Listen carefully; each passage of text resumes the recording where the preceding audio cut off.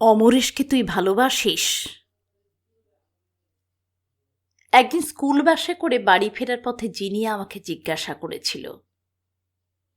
পাশাপাশি বসেছিলাম আমরা, ও জানালার ধারে, আমি প্যাসেজ সিটে। হেসে ফেলেছিলাম প্রথমে, কিন্তু ওর চোখ মুখ বলছিল ও বিষয়টা নিয়ে সিরিয়াস। তাই হালকা করে বলেছিলাম, না রে, জল তত দূর গড়ায়নি, ওই ডেটিং চলছে। কেন পছন্দ ওকে? সেন্ট জেমসের first boy, inter school table tennis champion, handsome, ওকে নিয়ে ঘুরলে গ্ল্যামার বাড়বে তাই? নাকি পার্কে গিয়ে চুমু খায়, সিনেমা হলের অন্ধকারে বুকে হাত দেয় তাই? দক্ষিণ কলকাতার নামী কনভেন্ট স্কুলে পড়তাম দুজনেই, ক্লাস 11-এ। লোকজন আমাদের সম্পর্কে যা ধারণা করত, আমরা ইংরেজিতে খই ফোটানো আল্টা মডার্ন পাকা মেয়ে, তাতে খুব ভুল কিছু ছিল না। অন্তত ছেলেদের সঙ্গে মেলামেশায় আপত্তি বা শরীর নিয়ে ছুতমার আমাদের একেবারেই ছিল না। তাই ওর কথা শুনে লজ্জায় লাল হওয়ার বদলে সপ্রতিভভাবেই উত্তর দিয়েছিলাম, ওই একটু হাত ধরাধরি। হো, তাহলে তো ওর প্রতি এখনো সেরকম টান গড়ে ওঠার কথা নয়। ছেড়ে দে ওকে।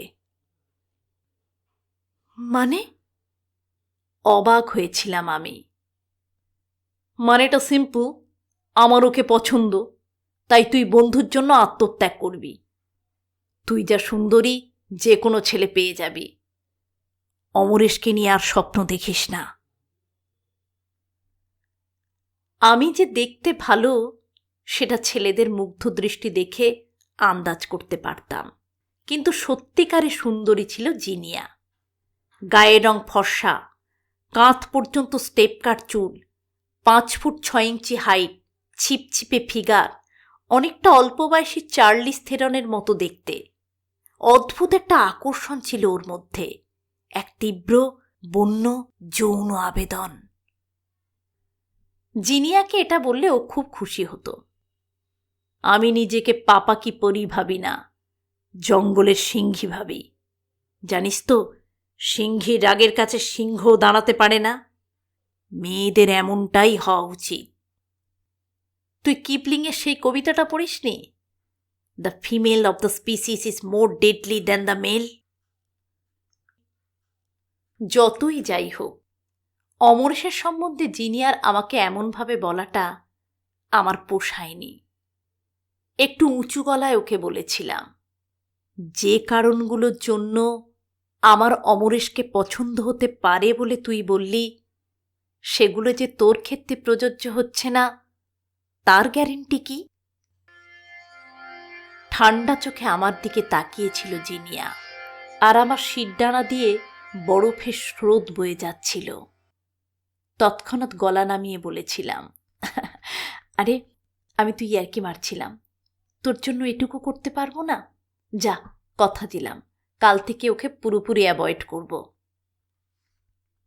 হাসি ফুটেছিল জিনিয়ার মুখে। আমার গাল টিপে আহ্লাদি গলায় বলেছিল, তুই খুব বুদ্ধিমতী।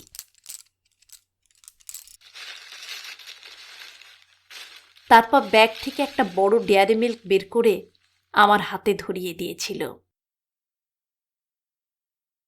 জিনিয়া আমার খুব কাছের বন্ধু, বলা যায় বেস্ট ফ্রেন্ড।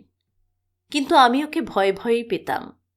ও যে বাকি মেয়েদের মতো ছিল না, তার প্রমাণ আমি অনেক আগেই পেয়েছিলাম। আমি তখন ক্লাস 8-এ।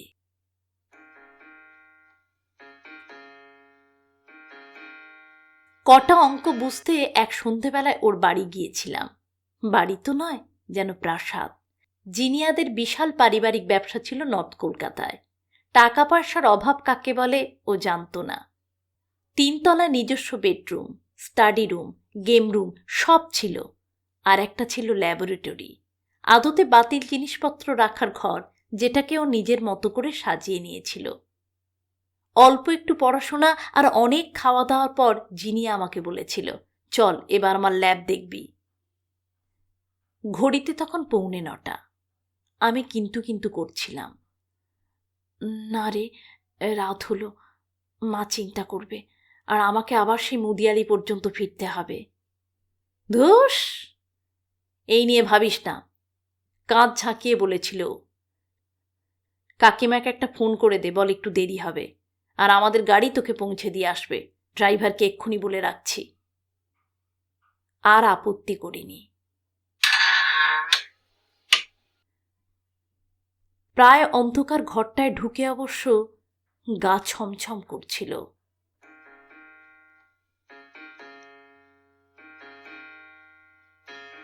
গোটাটাই ছিল কালোয় মোড়া। দেয়ালের রং, জানালার পর্দা সব যেন অন্ধকারে চোবানো। একটা টেবিলের দিকে ইঙ্গিত করেছিল জিনিয়া। আমার এক্সপেরিমেন্টের জিনিসপত্র। আমি কাছে গিয়ে দেখছিলাম অনেকগুলো কাঁচের ডিশ, তাতে কি সব যেন রাখা। এইগুলো কি? শুকনো গলায় জানতে চেয়েছিলাম।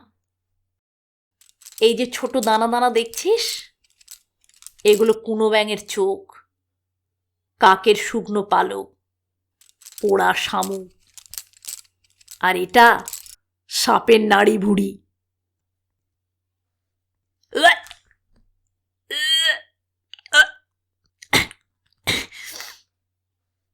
বমি পেয়ে গিয়েছিল আমার।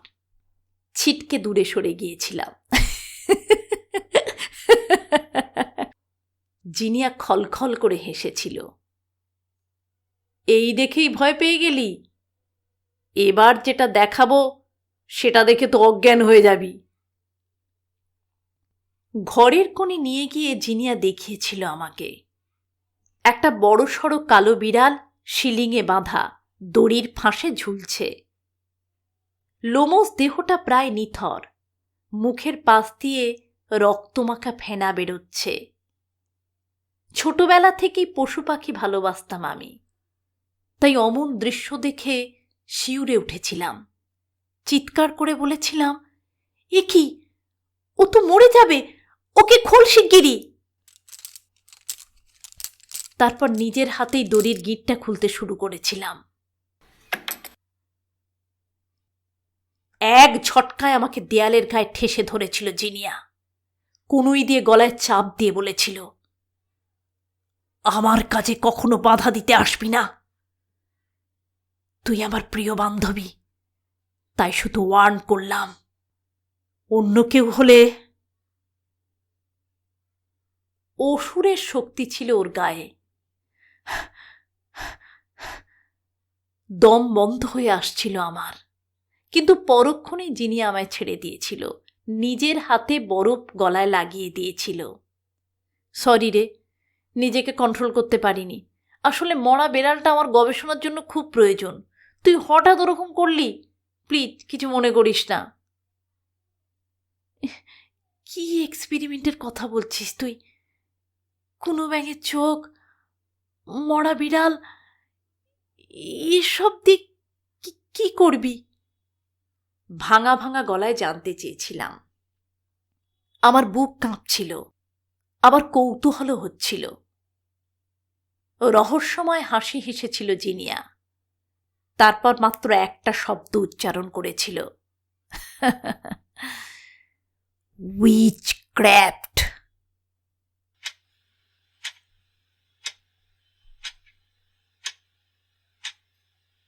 দুরাত ভালো করে ঘুমোতে পারিনি। তারপর আস্তে আস্তে সব স্বাভাবিক হয়ে গিয়েছিল, কিন্তু ভাঙা কাঁচ জোড়া লাগলেও যেমন চিড়ের দাগটা রয়ে যায়, জিনিয়ার ব্যাপারেও তেমনই একটা আতঙ্কের অনুভূতি আমার অবচেতন মনে ঘুরপাক খেত। যে অনুভূতিটা আরও তীব্র হয়েছিল ক্লাস 9-এর একটা ঘটনায়। জিনিয়াকে ক্লাসের বাকি মেয়েরা মোটামুটি এড়িয়েই চলত, আর ওর সঙ্গে সঙ্গে থাকতাম বলে আমাকেও বিশেষ কেউ ঘাঁটাতো না। ফলে বুলিইংয়ের শিকার আমাদের কখনো সেরকমভাবে হতে হয়নি। কিন্তু প্রিয়াঙ্কা বলে মোটাসোটা চশমা পরা একজন মেয়ে আমাদের ক্লাসে নতুন ভর্তি হওয়ার পর পরিস্থিতি পাল্টে গেল। অকারণে জিনিয়ার আমার পিছনে লাগতে শুরু করল। আমাদের দুজনকে একসঙ্গে দেখলেই লেসবিয়ান বলে খ্যাপাতে লাগলো। জিনিয়া ওকে ভদ্রভাবে একবার বুঝিয়েছিল, অসভ্যতা না করতে। কিন্তু মেয়েটি শোনেনি, বরং জিনিয়াকে নোংরা ভাষায় গালাগালি দিয়েছিল। আমার বেষ্টি তখন কিছু বলেনি, কিন্তু আমি ওর চোখে ঘৃণার আগুন দেখেছিলাম। পরের দিনের ঘটনাটার কথা ভাবলে আমার এখনো পেটের ভেতরটা পাক খেয়ে ওঠে। টিফিন ব্রেক চলছে। জিনিয়ার টিফিন বক্স থেকে স্যান্ডউইচ নিয়ে খাচ্ছি।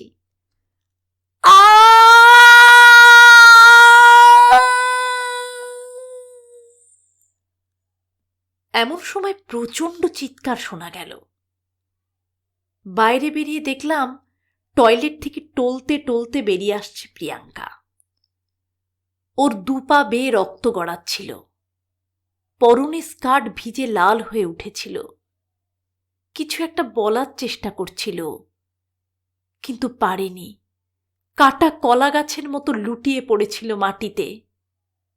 আমার পাশে দাঁড়ানো জিনিয়া আমার কানের কাছে মুখ এনে ফিসফিস করে বলেছিল, ওর জরায়ুটা নষ্ট করে দিয়েছি, আর কোনোদিনও মা হতে পারবে না। বেচারি, হয়তো এবার বাকি জীবনটা লেসবিয়ান হয়েই কাটাতে হবে। 3-4 সপ্তাহ স্কুলে আসেনি প্রিয়াঙ্কা। যখন ফিরেছিল তখন ও যেন আগের মেয়েটার খোলস মাত্র। লাস্ট বেঞ্চের এক কোণে চুপচাপ বসে থাকত।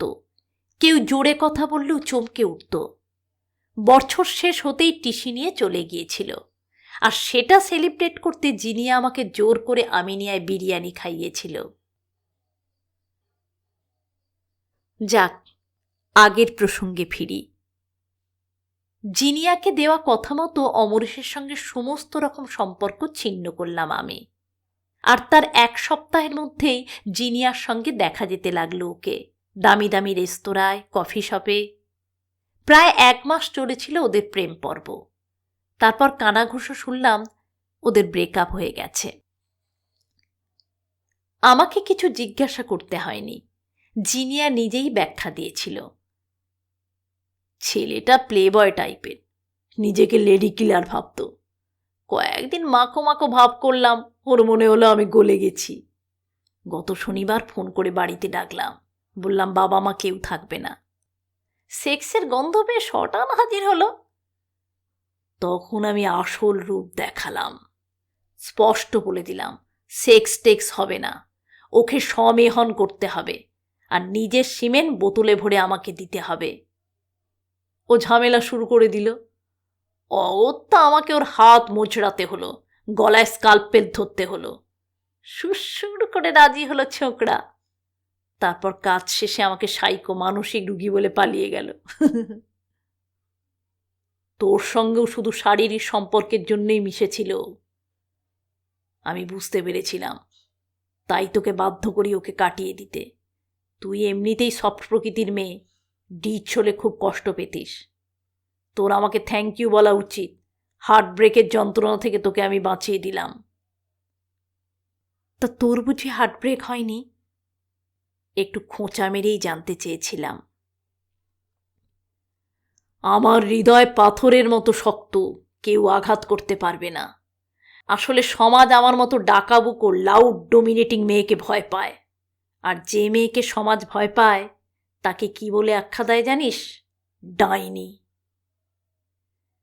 সে তো বুঝলাম, কিন্তু তোর কোনো বিপদ হবে না তো? অমরেশ যদি পুলিশে যায়, তুই যেটা করেছিস সেটা তো রীতিমতো অ্যাসল্ট। কোথাও যাবে না অমরেশ, কাউকে কিচ্ছু বলবে না। এতদিন শুধু ছোটখাটো স্পেলই করতে পারতাম, কিন্তু এখন পুরুষের বীর্য আমার হাতে এসেছে। এবার যেটা করব তার প্রভাবে অমরেশ কাউকে কিছু বলার অবস্থাতেই থাকবে না। গভীর আত্মবিশ্বাসের সঙ্গে কথাগুলো বলেছিল জিনিয়া। ওর কথা অক্ষরে অক্ষরে ফলেও গিয়েছিল। আচমকাই হ্যালুসিনেশন রোগের শিকার হয় অমরেশ। দিনরাত বেড়ালের কান্না শুনতে পেত, বিছানায় মরা সাপ ব্যাঙ দেখত। অবশেষে ওর ঠাঁই হয়েছিল পাগলা গারদে। তোর ডাইনি বিদ্যা কি শুধু লোকের ক্ষতিই করতে পারে, কারোর জন্য ভালো কিছু করতে পারে না? অমরেশের ব্যাপারটা মিটে যাওয়ার পর জিনিয়াকে প্রশ্ন করেছিলাম। পরোপকার? গলায় কৌতূহল ফুটিয়েছিল জিনিয়া। তা কার ভালো করতে চাইছিস তুই?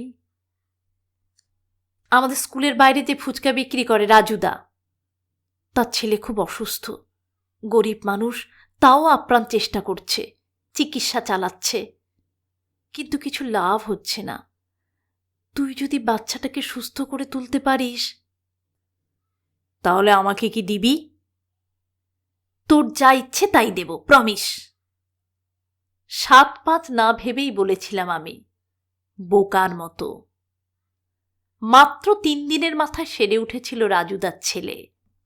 ডাক্তার বলেছিলেন মিরাকেল, কিন্তু আদতে কি ঘটেছিল আমি ঠিক বুঝেছিলাম। একই সঙ্গে ধন্দে পড়ে গিয়েছিলাম। জিনিয়া যদি এমন কিছু চায় যা আমার পক্ষে দেওয়া অসম্ভব, তাহলে কি হবে এই ভেবে।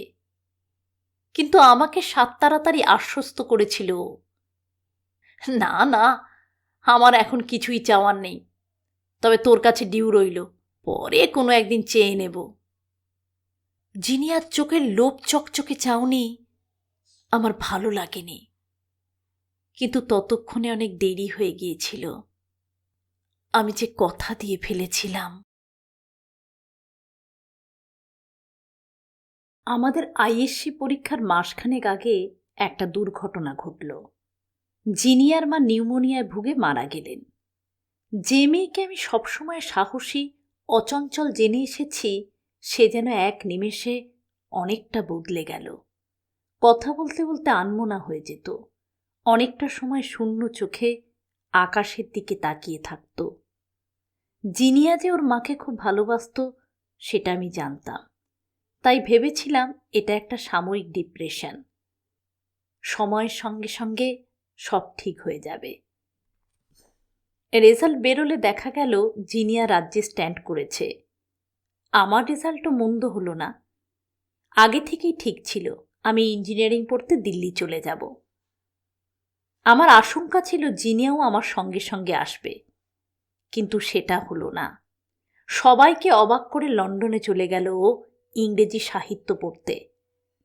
দিল্লিতে শুরুর দিকটা আমার অসুবিধেই হয়েছিল, জিনিয়াকে খুব মিস করতাম, কিন্তু একা থাকার স্বাধীনতা উপভোগ করতে করতে একটা সময় সেটা অভ্যেস হয়ে গেল। কলেজে, পিজিতে নতুন বন্ধুও হলো, এমন বন্ধু যারা নিজেদের ডাইনি বলে দাবি করত না, যাদের সামনে আমাকে ভয়ে কাঁটা হয়ে থাকতে হতো না। সত্যি বলতে কি, আস্তে আস্তে জিনিয়াকে ভুলেই গেলাম আমি। বিটেক পাশ করার 5 দিনের পর আমার নামে লন্ডন থেকে একটা পার্সেল এলো।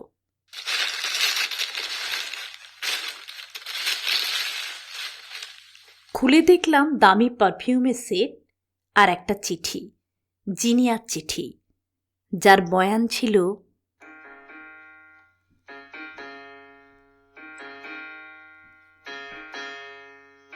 মেনি কংগ্রাচুলেশন রিয়া, 8.8 সিজিপিএ নিয়ে বিটেক, দারুণ ব্যাপার।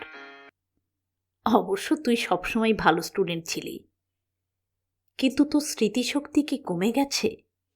4 বছরের মধ্যে একবারও আমাকে ফোন করিসনি, মেল করিসনি, অথচ আমি কলকাতা ছাড়ার পরপরই তোকে আমার লন্ডনের ফোন নাম্বার মেল করে পাঠিয়েছিলাম। এককালের প্রিয় বান্ধবীর সঙ্গে আর যোগাযোগ রাখতে ইচ্ছে হয়নি, তাই তো? তুই বোধহয় ভুলে গেছিস আমার ক্ষমতার কথা।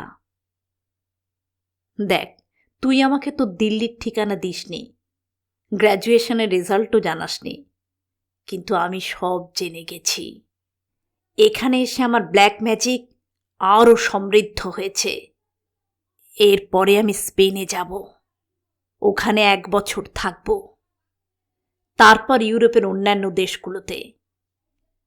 তুই ভাবতেও পারবি না এখানকার উইচক্রাফট কত উন্নত, কত বিচিত্র। তবে তোকে আমি সব গল্পই বলবো, আজ নয় তো কাল তোর সঙ্গে তো দেখা হবেই। সেদিনের অপেক্ষায় আছি। ইতি, তোর প্রিয় বান্ধবী।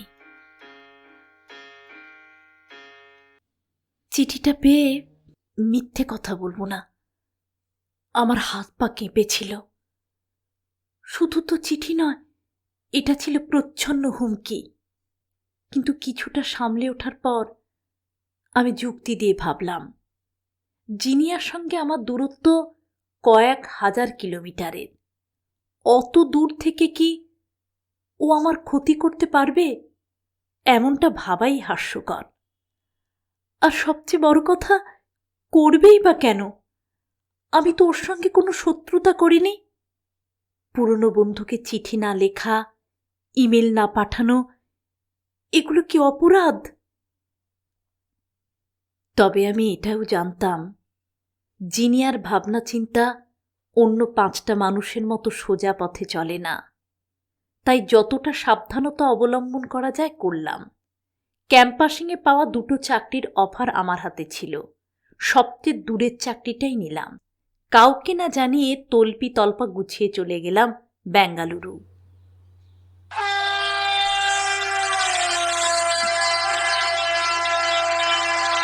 উঠলাম অফিসেরই দেয়া ফ্ল্যাটে। নতুন জায়গা, নতুন কাজের রোমাঞ্চ, আমার মন থেকে আশঙ্কার মেঘ অল্প কয়েকদিনের মধ্যেই দূর হয়ে গেল। আরও একবার জিনিয়া স্মৃতি আমার মনের এক কোণে কালি ঝুলি মাখতে লাগল। 4 বছর মন দিয়ে চাকরি করার পর একদিন আমার মনটাই চুরি হয়ে গেল। করল আমারই অফিস কলিগ বিবেক। কয়েক মাস চুটিয়ে প্রেম করার পর বিয়েটা সেরে ফেললাম আমরা। হানিমুনে গেলাম থাইল্যান্ড।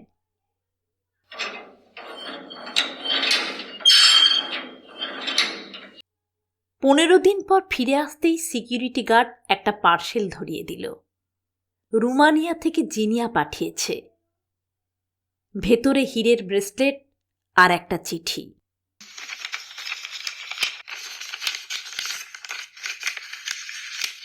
আজকাল সব উল্টোপাল্টা নিয়ম হয়েছে, দামি জিনিস নাকি বাই পোস্টে পাঠানো যাবে না। কিন্তু আমার নামও জিনিয়া, নিয়মের পরোয়া করি না। তোর বিয়ের গিফট পাঠিয়েই দিলাম পার্সেলে। জেনে হয়তো খুশি হবি, আমিও একটা সঙ্গী জুটিয়েছি। না, ঠিক হাজব্যান্ড বা বয়ফ্রেন্ড নয়, নিতান্তই একটা পেট, মানে পোষ্য। একটা রোমানিয়ান ছেলেকে সম্মোহন করে কুকুরের মতো ধরে এনেছি ঘরে। ওকে রাখিও কুকুরের মতো, গলায় বকলস পরিয়ে। যখন ইচ্ছে হয় খেতে দিই, যখন ইচ্ছে হয় ওর শরীরটা নিয়ে খেলি। আর মাঝে মাঝে ওর থেকে নিই তাজা রক্ত। মনে আছে যখন আমার চোখের সামনে আমার মা মরে গিয়েছিল, কেমন ছন্নছাড়া হয়ে গিয়েছিলাম আমি? তুই ভেবেছিলি মনের দুঃখে আমি কাতর হয়েছি। তোর ধারণাটা ভুল ছিল। মাকে আমি ভালোবাসতাম ঠিকই, কিন্তু আমার অতটা ভেঙে পড়ার কারণ ছিল অন্য। সেই প্রথম আমার নিজেকে ভীষণ দুর্বল বলে মনে হয়েছিল। বুঝেছিলাম যত বড় ডাইনি হই না কেন, মৃত্যু একদিন আমাকে নিতে আসবেই। পথ বের করতে কিছুটা সময় লেগেছিল, কিন্তু শেষমেশ আলোর দিশা পেয়েছিলাম। মৃত্যুকে জয় না করতে পারলেও ঠেকিয়ে রাখার উপায় খুঁজে পেয়েছি। সেজন্যই আমার লন্ডনে যাওয়া। বছরের পর বছর স্পেন, জার্মানি, স্ক্যান্ডিনেভিয়া, রোমানিয়া চষে বেড়ানো। অনেক কিছু শিখেছি আমি, নিজের শক্তি বহুগুণ বাড়িয়েছি। কিন্তু সবচেয়ে দামি যে জিনিসটা অর্জন করেছি সেটা হলো অন্যের জীবনী শক্তি শুষে নিজের আয়ু বহুগুণে বাড়ানো। উদ্দাম বেহিসেবি জীবনযাপনের ফলে নানা রকম রোগ আমার শরীরে বাসা বেঁধেছে। তাই প্রতি 3 মাস অন্তর কাউকে না কাউকে আমার লাগে শিকার হিসেবে। আপাতত পোষ্য জোগাড় করেই কাজ চালাচ্ছি, কিন্তু এই পদ্ধতিটাও যাকে বলে ফুল প্রুফ নয়। আমি চেষ্টা করছি আরও শক্তিশালী কোনো প্রক্রিয়া আবিষ্কার করার। হয়তো খুব তাড়াতাড়ি সফল হব, তারপর তোর সঙ্গে দেখা করব। ইতি, তোর প্রিয় বান্ধবী।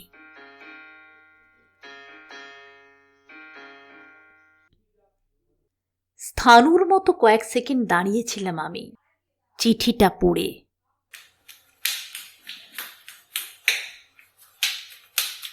তারপর এক ছুটে রান্নাঘরে গিয়ে পুড়িয়ে ফেলেছিলাম ওটা। আর কিছু করার ছিল না আমার। গা ঘিনঘিনে চিঠিটা যদি ভুল করে বিবেকের হাতে পড়ত, আর রক্ষা থাকতো না। হয়তো আমাকে হ্যারাস করার জন্য জিনিয়াকে ফোন করে বসত, আর তার ফল হতো মারাত্মক। এর পরের কথাগুলো সংক্ষেপে বলছি। হানিমুন থেকে ফেরার 3 মাসের মাথায় আমার প্রেগনেন্সি ধরা পড়ল। আর আমি যখন 4.5 মাসের অন্তঃসত্ত্বা, তখন আমার মাথায় পড়ল বাজ।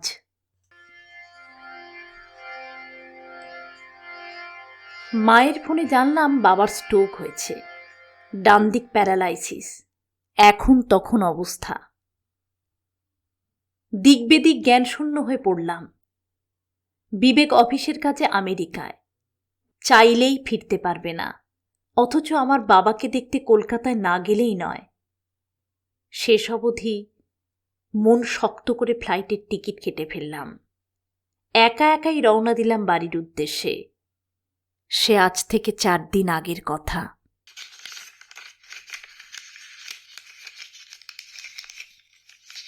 আজ সকাল থেকে গাটা গোলাচ্ছিল। আজ আর বাড়ি থেকে বেরোইনি।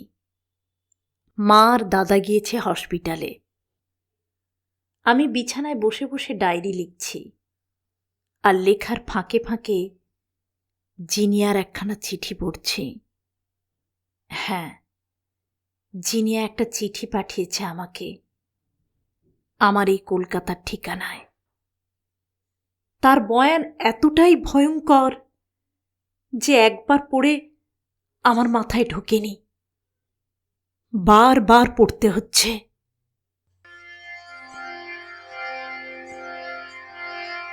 রিয়া, প্রথমেই সরি বলে নিই। কাকুকে অসুস্থ করার ইচ্ছে আমার ছিল না, কিন্তু এটা না করলে তুই কলকাতায় আসতিস না। আমি অবশ্য বেশ কিছুদিন ধরে কলকাতাতেই রয়েছি, আমাদের পুরনো বাড়িতে। আমার সিরোসিস অব লিভার হয়েছে, 3rd স্টেজ। এই অবস্থায় হিল্লি দিল্লি করা আমার পক্ষে সম্ভব নয়, তাই কায়দা করে তোকে টেনে এনেছি আমার কাছে। তুই এখন আমার শেষ ভরসা। তোদের মানে তোর আর তোর ভেতরে বাড়ছে যে ছোট্টটা, তার প্রাণশক্তি শুষে নিয়েই এখন আমাকে এই অবস্থা থেকে মুক্তি পেতে হবে। তোর কাছে আমার একটা পাওনা ডিউ ছিল না? ধরে নে সেটাই আজ সুদে আসলে বুঝে নেব। সন্ধে ঠিক 7টার সময় আমাদের বাড়িতে চলে আসবি। ঠিকানাটা মনে আছে নিশ্চয়ই। অনেকদিন পর আবার আমার ল্যাবে পা দিবি। পালানোর বা কাউকে কিছু বলার চেষ্টা করে লাভ হবে না। আমার দূর সম্মোহন অত্যন্ত স্ট্রং। তুই বুঝতে পারছিস কিনা জানি না, আমি ইতিমধ্যেই তোকে নিয়ন্ত্রণ করা শুরু করে দিয়েছি। আমার ইচ্ছের বিরুদ্ধে তুই একটা কাজও করতে পারবি না। ভালো করে শোন, সন্ধে 6টার সময় তুই আমার এই চিঠিটা পুড়িয়ে ফেলবি, তারপর অপেক্ষা করবি। ঠিক 6:30টায় তুই দরজা ধাক্কানোর শব্দ শুনতে পাবি। তখন নিচে নেমে আসবি, দেখবি একটা গাড়ি তোর গেটের বাইরে দাঁড়িয়ে রয়েছে, সেটাই উঠে পড়বি। ব্যাস, তোর কাজ শেষ। প্লিজ ভয় পাস না। তোর আর তোর গর্ভস্থ ভ্রূণ কারোরই কোনো ব্যথা লাগবে না। প্রক্রিয়াটার আমি অনেক বদল এনেছি, তুই টেরও পাবি না কি হচ্ছে। তুই আমার বেস্ট ফ্রেন্ড, আমি কি তোকে জেনে শুনে কষ্ট দিতে পারি? ইতি, তোর প্রিয় বান্ধবী। জিনিয়া মিথ্যে লেখেনি। আমি বুঝতে পারছি ওর সম্মোহনী শক্তি আমার উপর প্রভাব বিস্তার করতে শুরু করেছে। থেকে থেকে আমার মাথা ঝিমঝিম করছে, হাত পা অবশ হয়ে যাচ্ছে, চোখের সামনেটা ঝাপসা হয়ে আসছে। নিজের সঙ্গে একরকম যুদ্ধ করেই আমি ডায়েরিতে অতীতের কথাগুলো লিখছি, কিন্তু আর বেশিক্ষণ পেন চালাতে পারবো বলে মনে হচ্ছে না। 6টা বাজতে চলল। এবার জিনিয়ার চিঠিটা পুড়িয়ে ফেলতে হবে।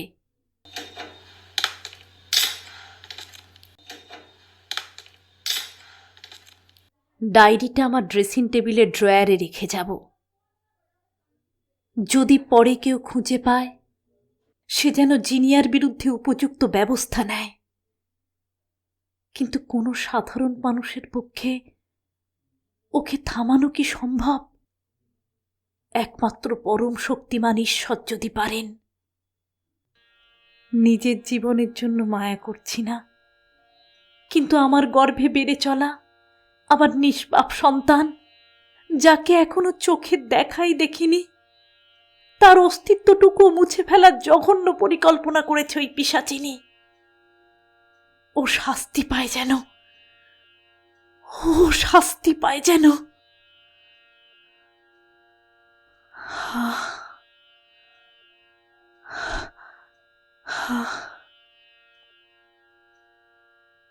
না, এইসব কথা ভাববো না। হয়তো জিনিয়া দূর থেকেই আমাদের যন্ত্রণা দেবে। এরই মধ্যে বেড়ালের ডাক শুনতে পাচ্ছি, অস্থির একটা কান্নার আওয়াজ। কিন্তু আমাদের বাড়িতে কোনো বিড়াল নেই। এরপর হয়তো সাপের হিসিসানি শুনতে পাবো। থাক, বেশি চিন্তা করব না এসব নিয়ে। একটু পরেই তো দরজায় কড়া নাড়ার শব্দ পাব। তার আগে চটপট তৈরি হয়নি। এতদিন পর প্রিয় বান্ধবীর সঙ্গে দেখা করতে যাচ্ছি।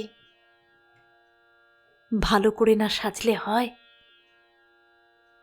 আচ্ছা, লাল শাড়িটা পরলে কেমন হয়? কেমন দেখাবে? কেমন